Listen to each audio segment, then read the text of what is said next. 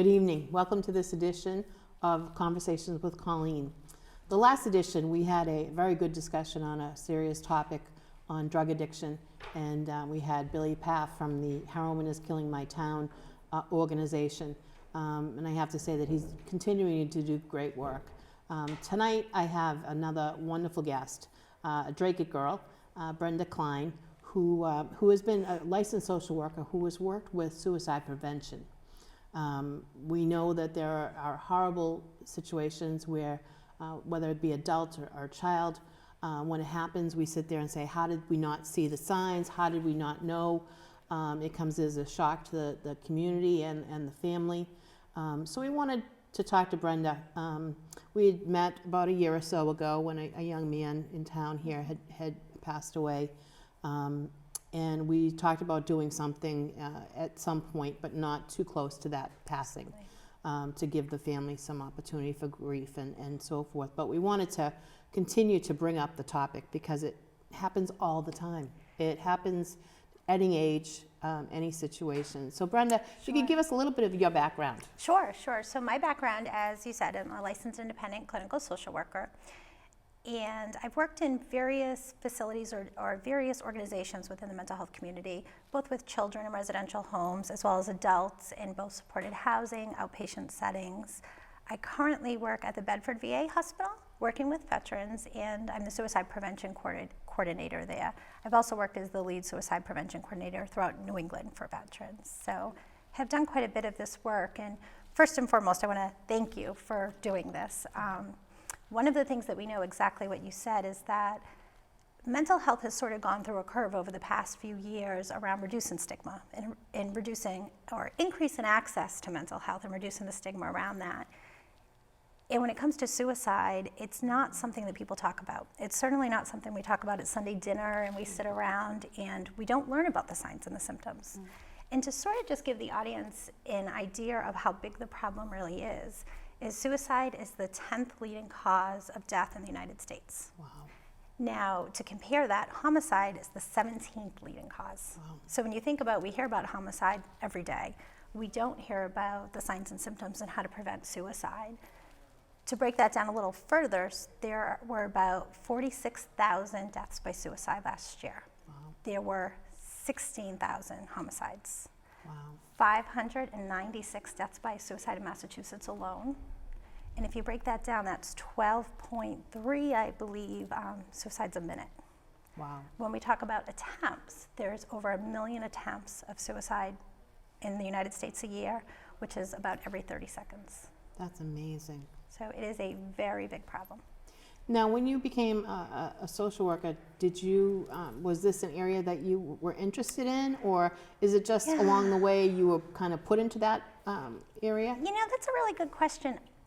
I think that I was put into that area eventually after finding an interest. So I started my work with children, and I currently work with adults, and I loved working with children. And what I found was children were more at risk than people actually realized, and we tend to sort of push it aside, or that's normal childhood behavior. And what I started to realize is no, there are a lot of children struggling out there. And as I started doing therapy and started working with this population and saw that there was a real crisis of people who were either superficially hurting themselves, they could be what we call self-directed violence, engaging in violent behaviors towards themselves, which often led to suicide, and there was something we needed to do. And that work eventually turned into specialized populations with veterans. Wow. So. I know that we were talking before the show started, there has been a phenomenon of the deaths of the suicide deaths of veterans. And it was 22 a day. But you said that the federal government has been putting more money into it, more programs, and the numbers have decreased somewhat. Yes, I'm very happy to say the VA started a suicide prevention program approximately 8 years ago. I was actually the first suicide prevention coordinator in Bedford, or in Massachusetts, in sort of our area. And since then, we do have data to show that the program is working. Right. And every facility, every VA facility across the country has a suicide prevention coordinator or a team that works directly with what we consider our high-risk veterans. So we have a whole program in place where we reach out to our veterans weekly, we follow them, and we do the case management, and we really make sure they're getting the supports and the services they need, as well as getting emergency services involved when needed, doing safety plans. So we have seen that intervention works, which is so important to recognize when we're talking about suicide across the country or across all ages, all races, is that it does make a difference. Treatment and intervention makes a difference. So is there a mental health diagnosis that is more likely to lead to this? If someone has depression, if they're bipolar, if they're schizophrenic, is there anything that in some ways that people can say, oh, well, this person may be more susceptible to it? Yes and no. Okay. So yes, having a diagnosis of depression or anxiety definitely increases your risk of suicide. But what's important to know about suicide is that it's often time limited and has some underlying affected treatable disorder, but that it could be time limited. So often it could be somebody's going through a crisis at the time, and impulsive behavior or stress really makes somebody act in a way they wouldn't normally. So what's really important is recognizing those signs and symptoms and making sure that we're intervening, because I like to tell people it could be something that the general population would see as really serious. Maybe somebody lost a loved one and they're not able to cope with that in the moment and they need support. It could be that they lost Sammy the goldfish. Yeah. It doesn't matter. What matters is that that person's in crisis and they're struggling at that moment, and we need to get them help and support. So really looking at the overall picture is almost more important than the specific diagnosis. So what are some of the signs that people can watch out for? Sure. So I brought some materials with me that I'd love to give the audience some ways to get resources later, and some pamphlets, and where people can pick those up, or I can deliver them to. But some of the signs and symptoms, if you don't mind, I'd also like to talk about a few of the myths around suicide that I think are so important. And one that we hear about when we think about signs and symptoms is people often believe that if you ask somebody about suicide, it's going to make them want to commit suicide or think more about it. And that is absolutely a myth. The reality around that is that asking somebody if they're thinking about suicide is really giving them permission to talk about it. As we talked about, it's not something comfortable for people to discuss. It really gives that permission and really that comfort level to be able to talk to somebody you trust. And I like to equate it to the example of, if I ask somebody if they're having chest pain, it's not going to cause them to have a heart attack. Right. If I ask somebody if they're thinking about suicide, it's not going to cause them to commit suicide. So it's really important for parents and family and loved one to recognize that. The other idea is that if somebody's already had their mind up, there's nothing you can do to prevent it. You absolutely can. Again, what we know is it's usually associated with some underlying condition that is treatable and that we can get people support. And the last thing that I think is really important that people often think about is, oh, they would never commit suicide. They just planned a vacation, or they just got a new job. They have kids at home or a supportive family. Suicidal thinking really overtakes any rational thinking. So it's really important to recognize that if you see these signs and symptoms, that you react to them quickly. And what we know is hopelessness, feelings of anger or rage. Some signs that we see is people may start giving away their belongings. So it may be an elderly person starts giving away their pictures to people. It could be a child gives away their most beloved video game. I mean, that's odd for a child to do. So we want to kind of key into those symptoms. Feeling like there's no reason to be alive, talking about suicide, thinking about death, an obsession with guns or violence. Increase or decrease in sleeping could be it. Changes in appetite, changes in mood. You see somebody going from happy to sad very often, not associated to a bipolar disorder or something that you may be aware of. Withdrawing from family and friends, so isolating. All of those are the signs and symptoms that we really want to just key into. I often hear parents, but adults as well, say, well, that can happen all the time. You know, my teenager is always moody. You know, she's always isolating, or he's always, drawing dark pictures. And that's where there's a really fine line. It's really hard to determine that. And that's where asking the question comes into play, and why it's so important. Because that is sort of typical behavior at times for people. But when it's with other signs and symptoms, when it's with other circumstances, it's really keying into that and not being afraid to ask. Right. What, is there a difference between age level? I mean, from a smaller child to a teenager to an adult to an elderly person? Sure. The mode of suicide. Sure. So what we know is that most suicides are, or what we would call completed suicides, are by handguns. And elderly white males are at the most risk for suicide. There's not a lot of research done on what we call pre-adolescent suicide, so under the age of 12. That's just sort of started in the community and sort of looking at that. The 12 to 18 level, I like people to think about it as a whole in terms of these are the signs and symptoms for everybody. Right. With children, what we do see again, sort of the video games or violence or guns, but in terms of means, for the most common is handguns. Wow. Yeah. What, do you think that we're doing enough in the schools to try to address it? Or is it one of those topics that, again, nobody wants to talk about?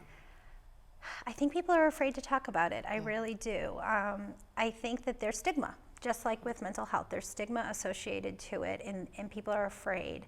I also think, and I'm a parent of 2 young children myself, we're always afraid of what's the message that's going to be taken from it. And I do strongly believe, again, that talking about it and awareness is more important, because if I'm not able to help my son and I don't recognize it, but you do, then my job's done. Somebody needs to recognize it, and it's not always going to be the family or the parent member. Again, it's or family member. It's something that it could be just off in the routine somewhere else. And the more people that are aware, and the more people that can pick up on something, the more lives we're going to save. So if a parent sees these possibilities, that some of these signs, and they're saying, you know, my child is a teenager, but this seems a little bit more than usual, what should they do? So immediately I would think about talking to their pediatrician. So a pediatrician can be a great first start in terms of somebody who also knows your child and knows signs and symptoms and might know if there's any medical underlying causes for some of these behaviors. So that's a really good starting place. I think that, and that's for somebody who's sort of in the wondering stages. There's nothing sort of acute happening in the moment, because that's a different scenario we should probably talk a little bit about.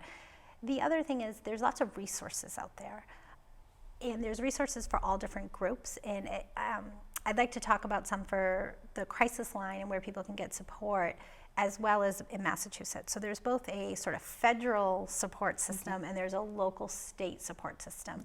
And one of the best support systems that we see locally in Massachusetts is an agency called Samaritans. Yes. And Samaritans does some amazing work. They can connect to resources. They have really advanced their services, so people can text them, they can talk to them via their apps on their phones, as well as calling into the helpline. And helplines are really a great resource for people. And I believe we're going to put up that number at the end. We also have another helpline that's for veterans and for the population in general. It's called the National Crisis Line. And what these crisis lines do is they will talk to anybody and everybody. They will talk to the person in crisis, and they will send emergency services if needed.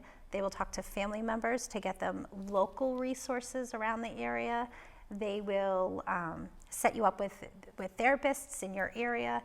And most importantly, they'll connect you to somebody who is going to call you back even after that phone call. Wow. So for example, the Veterans Crisis Line, which is something that we advertise quite frequently, it's, I can give the number now, but I know we're going to put it up, 1-800-273-8255. That number, when you call it, the very first prompt you hear is press 1 if you're a veteran. And when you press 1, you actually get directed to the VA services, and they have access to your chart, and they're able to get information if you allow them. If you don't want them to, they won't go into the chart. Not only will they give you the resources or crisis services if you need at that moment, but they'll connect you to your local VA, such as myself, the coordinator in that area, that then follows up within 24 hours. Right. So we make sure that you got connected, we make sure that you have appointments. If you don't come to your appointment, unfortunately, I'm probably going to harass you a little bit and call you a little bit to make sure that you're getting what you need. Now, if you don't press 1 because you're not a veteran, you will get rerouted to your local community resource center or crisis center, where they're going to provide the same service. So they won't have access to your medical record because, everybody's is different, but they will still continue to do that follow-up and make sure that you have the resources that you need.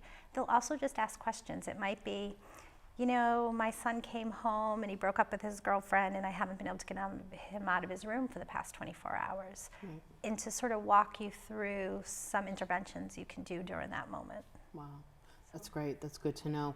So we want to make sure we're going to have that number up there for folks to do. Any means restrictions? Yeah, one of the things that I think is really important is the idea of means restrictions for suicide. So one of the questions you asked is, what is the most common cause? And we know handguns is one of them. Gun control is a big issue in our country, and depending on what state you're in and what the laws are. What we know about means restriction is that when somebody has an idea of behavior, actually what we know, if you don't mind me reading this off, is 25% of lethal suicide attempts are acted on within the first 7 minutes. Wow. 50% in the first 8 to 45 minutes. So what that means is 75% act upon hopelessness within the first 45 minutes. If we can get you to minute 46 or 47, we have already drastically decreased your risk of dying by suicide. Wow. So the idea of means restriction, that somebody doesn't have quick access. So if we talk about gun locks, we provide gun locks to all of our veterans within our system to make sure that guns are locked up. There are some laws in some states and not in others.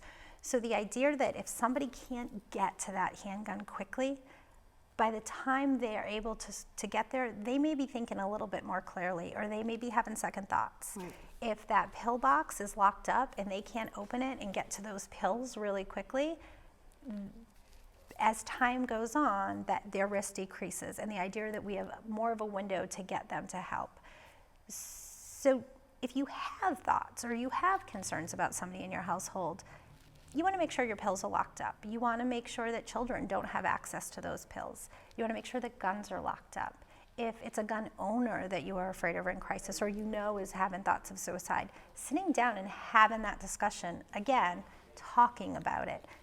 It's okay, let's just make sure you're safe. Let's get the gun to our neighbor's house. A lot of people, especially veterans that I work with, that's a safety. Guns are very safe for people, right. Especially in the veteran community. Right. And that's okay. We don't want to take anything away from people. We don't want to take rights away from people. We just want to keep you safe. So it might be giving it to the neighbor in a lockbox for 2 months until things sort of resolve. It could be reducing the number of pills that you store, or locking them up in another room, or away from children, or away from adults. So thinking about means restriction is a really important piece of the work that we do. And asking the question. One of the things that's really important, as we've talked about a few times, is asking about, not being afraid to ask about it is really important, and how you do that.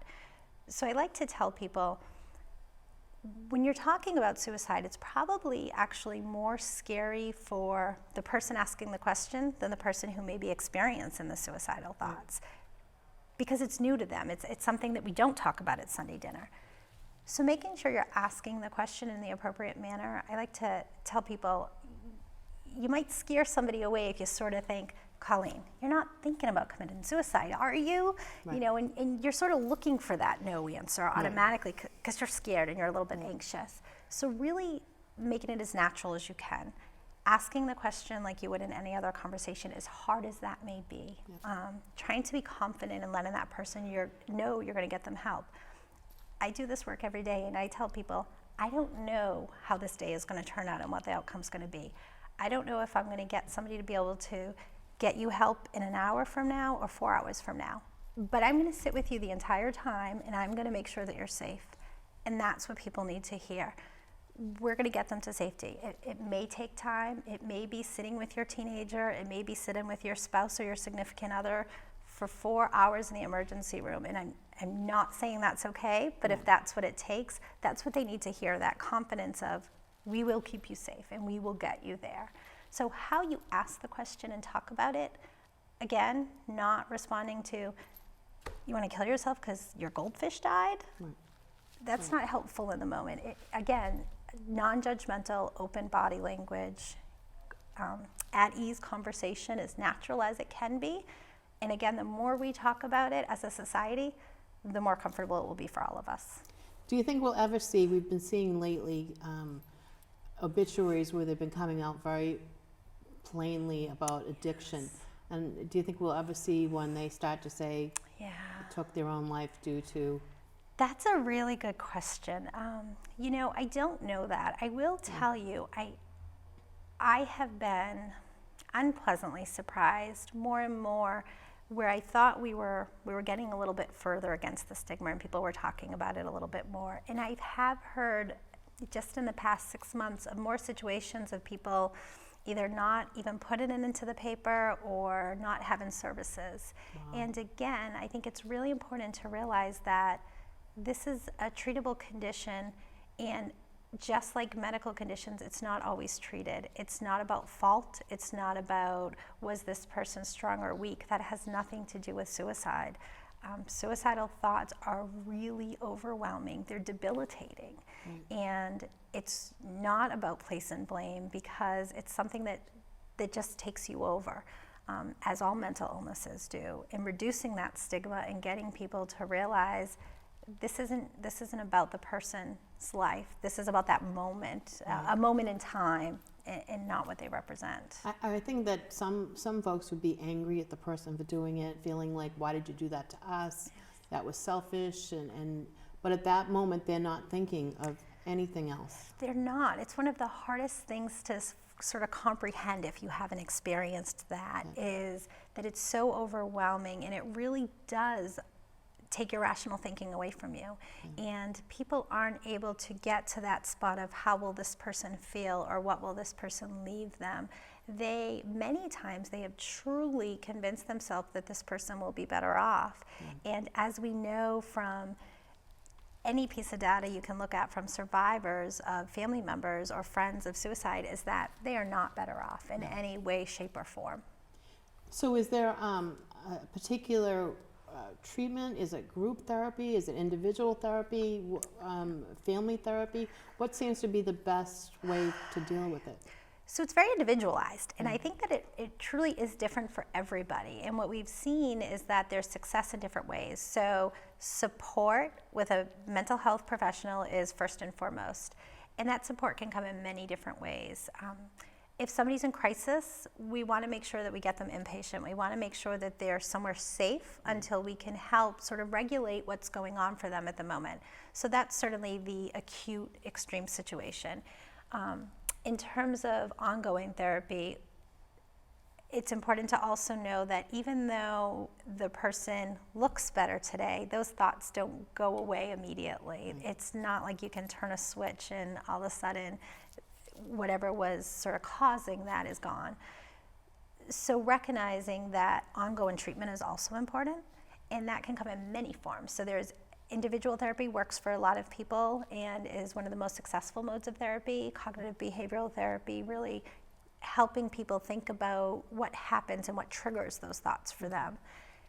But we also find that people aren't comfortable in that setting, and maybe they want a group setting, and maybe it's being with peers. One of the areas of mental health that has grown astoundingly over the past few years is peer support services, whether you're talking about adolescents, adults, veterans, and many agencies now have very large peer support programs. And talking with a peer who has been through similar things as you, who has similar experiences, instead of a clinician at times, can be much more successful. And we've seen that people open up and they're not afraid to call them at, whether it's 8 o'clock in the morning or 8 o'clock at night, where they may not feel comfortable sitting in a room with a clinician such as myself that is not a veteran, that has not maybe had the same experiences in theater or in war. So there's so many different modalities of treatment. Family therapy, again, it can be very successful depending on the family dynamics and what you're looking at. And again, it's finding what works for each person individually and talking through that. One of the other pieces of mental health advancements that we found is sort of the old myth, or actually it wasn't a myth, this is how psychotherapy worked, is you went to therapy and you saw your therapist for years and years. It could be 20 years. And we still have people that do well with that type of therapy. But that's actually not sort of where the field has moved to. We've moved to what we called evidence-based practices. And there's several evidence-based therapies that are out there for many different things, including depression, including anxiety, post-traumatic stress disorder. And many of these are time limited. So it may be anywhere from a 6 to 18-week session of very targeted interventions that help somebody sort of change their way of thinking.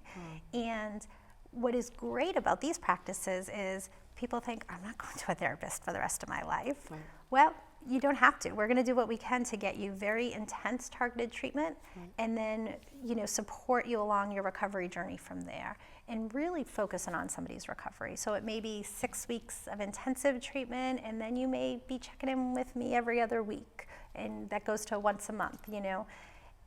It is treatable, and it is something that people are able to overcome.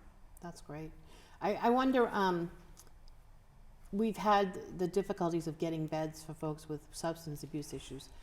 Have you found any areas that we need to do more in terms of hospitalization? Yes. I know we just had the shutdown of a clinic and a couple of clinics that were owned by the same folks, and all those people had to be shuffled around to find a new therapist. Anything else that we can do? Yes. I think that resources is still a very large issue around mental health, whether you're talking about substance abuse or whether you're talking about suicide, mental health in general. Resources are still a problem. You're absolutely right. Beds are still at a minimum. And some of that is the idea of recovery and the idea of what we're trying to do is keep people in the less restrictive means possible. So we don't want somebody to be inpatient if they don't have to be. But at the same time, that availability needs to be there. I know in New Hampshire, they're even more in a crisis than we are in terms of inpatient beds. So really the resources are very important. Depending on your sort of age and your insurance, therapists can be hard to come by. Unfortunately, still to this day, even as we're reducing the stigma, having enough resources has still been a problem. I have to admit I'm a little bit sheltered from that, being in the VA, especially. I know that there's been a lot of press about the VA recently, but what I can tell you is that in our area, especially in Bedford, we are able to get people in immediately. We don't have sort of that issue of putting people on any sort of waiting list or anything like that. We really do get people in immediately, which is very important in mental health. So I'm very lucky to be sheltered from that problem. But in the general community, that resources certainly still continues to be an issue. Now I know that there's a small veteran population of women than there are men. Is suicide male, female? Is there more likelihood of a male or female? So what we find in the data is that men complete suicide more than women. Women attempt suicide more than men. So again, a lot of it is about means. So men tend to use handguns. Women tend to use pills or prescriptions, and will recover from the attempt, or will live through the attempt. But unfortunately, what we find is one of the highest symptoms of, or highest signs of suicide, or predictors of suicide, is multiple attempts. So there's lots of theories out there and data that's done, or research that's done around the more somebody attempts, they sort of get immune to that risk or that means. So the idea of looking at a bottle of pills or playing with a handgun may be scary to somebody, but the more somebody does it, they become more comfortable with it. And the more comfortable they come with it, they go a little further each time. And that's a huge predictor of actually completed suicide, is somebody who has a lot of attempts and eventually becomes more comfortable with that behavior and becomes more of a risk taker. So they start doing more risky behaviors. They may leave the gun out, or they may leave the pills out, or get more filled, or start driving down the highway faster, or more alcohol or more drugs. So that risky behavior increases, and then we see. What about those people who might talk about it, but they're doing it for attention? Is there a real risk to them, or is it just their attention getting? So I think that what you'll find is that there's almost no such thing as doing it just for attention. Okay. There's an underlying reason why they're doing that. And although sort of we may think of the idea of attention because it's easier for us to sort of grasp that concept, there's still a reason behind that behavior, and that reason is what needs to be looked at and needs to be treated. And because whatever it is that's causing that behavior to continue or that verbalization to continue to happen is a risk factor and is a big risk factor. And we need to make sure that we're looking at that, we're figuring out where that's coming from, and we're helping to provide support. So that's sort of how we look at that. Well, we're out of time already, so That if did you go could by just fast. one more moment, run down the signs again for Yes, so folks. signs and symptoms: hopelessness, feeling like people don't belong, thinking or talking about suicide, anger, mood swings, increase in risky behaviors, which could be alcohol, drugs, sleeping more, not sleeping, overeating, undereating, any changes in behaviors. Most importantly, you want to get somebody to help immediately if they're thinking about hurting themselves, if they've talked about it, or if there's an increase in sort of those drug abuse or alcohol abuse behaviors that we talked about. You want to be picking up the phone. You want to be letting a mental health clinician guide you through that process. Great. We're going to put that number up for the crisis line. And Brenda, I can't thank you enough for spending this evening with us and talking about it. I know you were a great resource about a year or so ago when we had that tragedy here in Drake. And I know that you and your friends really helped out an awful lot with folks on dealing with those kind of issues. And it's good to have another Drake person No, on. thank you. And I thank you for doing this and bringing this to the conversation. Great. I'm going to try to get some of the pamphlets and have them at my law office. If anybody wants to stop by and pick some up, I'll have some maybe in about a week or so, and we'll be able to spread that word around. And people who are local, feel free to connect with me in terms of getting some resources and getting pamphlets and getting information out there. We certainly can do that, and I have no problem with anybody connecting. Great. So you can help save a life if you know the signs and know how to get someone help. And we hope that you've enjoyed this session of Conversations with Colleen.